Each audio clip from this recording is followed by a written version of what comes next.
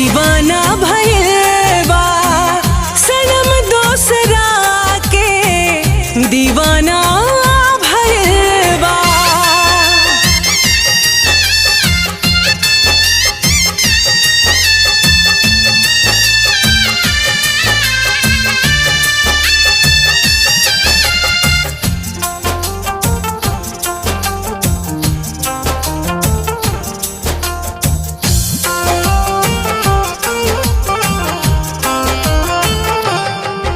कब सोचले ना रहनी ऊ इतना बदल